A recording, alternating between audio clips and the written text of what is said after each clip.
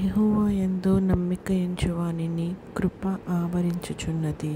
కీర్తనల గ్రంథము 32:10. పరలోకమందున్న మా తండ్రి, నీ నామము పరిశుద్ధపరచబడునుగాక. నీ రాజ్యము వచ్చునుగాక. నీ చిత్తం పరలోకమందు నెరవేర్చున్నట్లు భూమి యందు నెరవేరునుగాక. మా అనుదిన ఆహారం నేడు మాకు దయచేయము.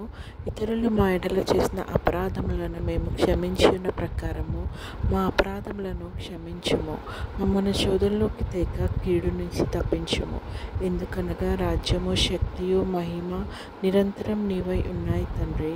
ఆమేన్. యెహోవా నిన్ను ఆశీర్వదించి నిన్ను కాపాడునుగాక. యెహోవా నీకు తన సన్నిధిని ప్రకాశింపచేసి నిన్ను కరుణించునుగాక. యెహోవా నీ మీద తన సన్నిధి కాంతి ఉదయింపచేసి నీకు సమాధానం కలుగజేయునుగాక. ఆమేన్.